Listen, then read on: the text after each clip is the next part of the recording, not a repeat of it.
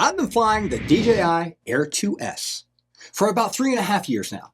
And after hundreds of flights, countless hours of footage, and pushing it to its limits, I have a lot to share. Is the Air 2S still worth it in 2025? How does it stack up against newer DJI models? And most importantly, should you buy one? Let's get into it. The DJI Air 2S was released in April of 2021 as an upgrade to the Mavic Air 2. And even now, it's still one of the most powerful compact drones on the market. The biggest highlight? The 1-inch CMOS sensor. This is a massive leap over the previous Air 2's half-inch sensor, giving you way better low-light performance, improved dynamic range, and just an overall sharper image. It shoots 5.4K video at 30 frames per second and 4K up to 60 frames per second. That was pretty insane at the time that this drone was introduced, especially for a drone of its size. Plus, it can capture 20 megapixel stills with RAW capabilities, which is huge for photographers. And if you love slow motion, the Air 2S can do 1080p at 120 frames per second for that buttery smooth look. While the DJI Air 2S is widely praised for its 5.4K video capabilities, its still image performance is just as impressive.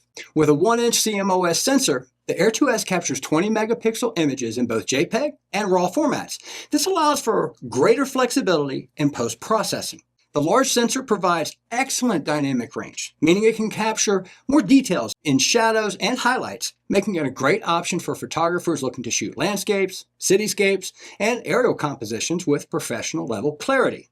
The Air 2S also supports Smart Photo Mode, which automatically enhances photos using scene recognition, HDR, and low light optimization.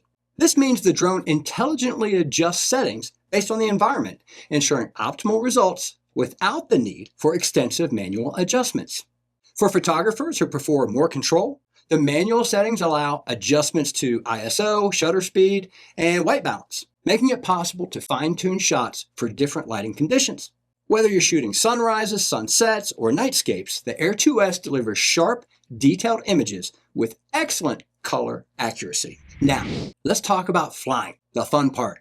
The Air 2S is equipped with an OcuSync 3.0.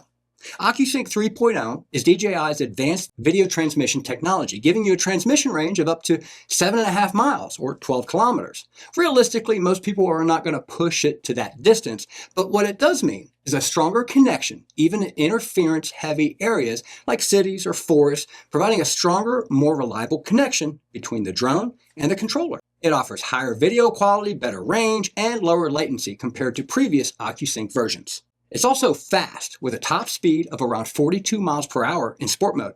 And you can definitely feel that speed when you're chasing fast-moving objects. Battery life is rated at 31 minutes, but in real-world conditions, I'd say you should expect about 20 minutes or so, depending on the wind, the temperature, and how you're flying the Air 2S. Not the best in class anymore when it comes to battery life, but it's still pretty solid. One very cool feature of the Air 2S is its intelligent flight modes. It features Active Track 4.0, which lets the drone track moving subjects like cars, people, or bikes with solid accuracy. And unlike older DJI models, the Air 2S has upward obstacle sensors, which means better avoidance when flying in tight spots. But, and this is a big old but, you should not become too reliant on those sensors.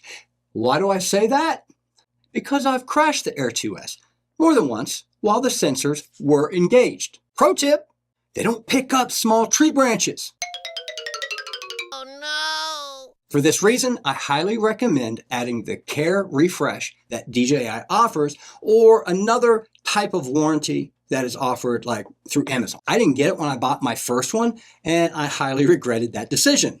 And because I've crashed 3 Air 2S drones, yes, 3, I'm going to spend a little bit more time telling you about several scenarios where the obstacle avoidance sensors may not work, or at the very least, they're going to be limited. And you may not even realize it until it's too late. Here's when the sensors may not function. The first one is when you're flying in sport mode. When it's in sport mode, all obstacle avoidance sensors are disabled. This allows you to fly at faster speeds and have more responsive controls. I can speak to this firsthand. I want to say it was like the first week or so when I got the Air 2S, and I was flying at an empty baseball field. And I was just trying to get comfortable with the drone, having a little fun, testing out some various features. And next thing you know, I flew my brand new drone directly into a fairly skinny but very tall metal light pole. I was probably flying at about about 25 miles per hour when I hit it, and that was the end of Air 2S number 1. The Air 2S also struggles with the obstacle sensors in low light or night flights. DJI's vision sensors rely on light to detect obstacles. If you're flying in low light conditions or at night, the sensors may not work properly or they may turn off completely. Some drones provide a warning in the app, but obstacle detection becomes significantly less reliable. Another time when the obstacle sensors may not work is when you're flying in strong sunlight or highly reflective surfaces. Bright sunlight or reflections off of water or glass or snow can confuse the sensors, causing them to misread distances or turn off to avoid false detections. Drones flying near windows or metallic objects may also experience sensor malfunctions. Another time when you have to worry about the obstacle avoidance is when you're flying sideways. Some DJI drones, like the Air 2S, do not have side sensors. If you try to fly the drone sideways, it won't detect obstacles in that direction. Another time you have to be aware is when it's in high-speed descents or rapid movements. Some drones limit downward obstacle sensing when descending quickly. If you're descending too fast, the drone may not detect the ground in time to stop safely. I highly recommend descending at a controlled speed.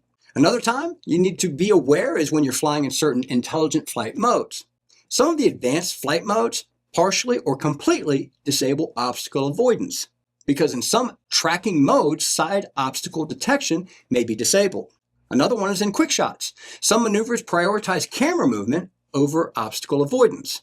Once again, I hate to admit it, but I can speak to this one firsthand as well. I was doing one of the quick shots. I think it was either the Droney or it might have been the Helix. I don't know. All you do is tap on the subject you want the drone to track or stay focused on. The drone will then perform a series of maneuvers. As I stood there, watching in horror, I saw my Air 2S fly backwards into a tree. I tried to take over the controls and cancel the quick shot, but it was too late. The drone got tangled in some branches high up in the tree, and I watched it tumble down, bouncing off several branches. And that was the end of drone number 2. Speaking of DJI's classic quick shots, these are some fun automated cinematic moves that can make beginner pilots look like a seasoned pro. And then there's master shots, where the drone automatically cycles through multiple shots to create a polished sequence. This is really cool for beginners. But if you're more advanced, you'll probably prefer just doing some manual flying.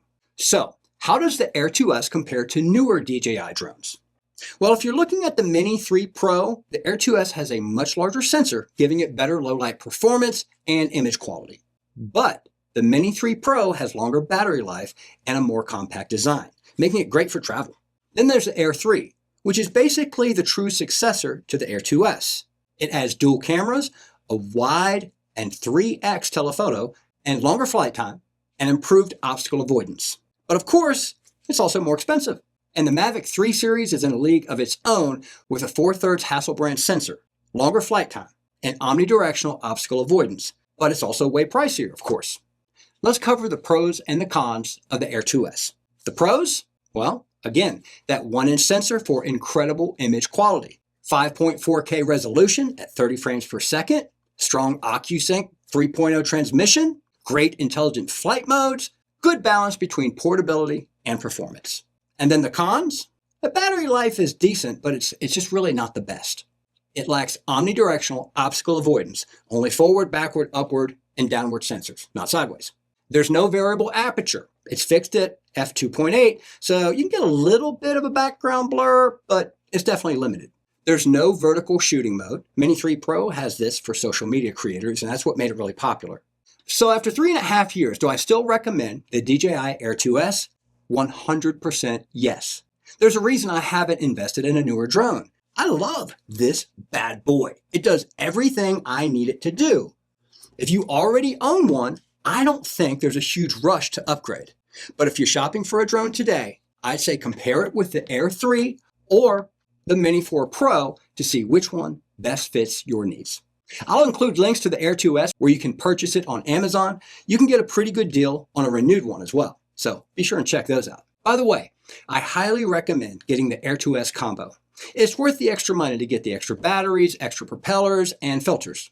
If you found this video helpful, please be sure to like, subscribe, and drop a comment below. Let me know what drone you're flying and if you have any questions that I can help you with. Thanks so much for watching, and I'll see you in the next video.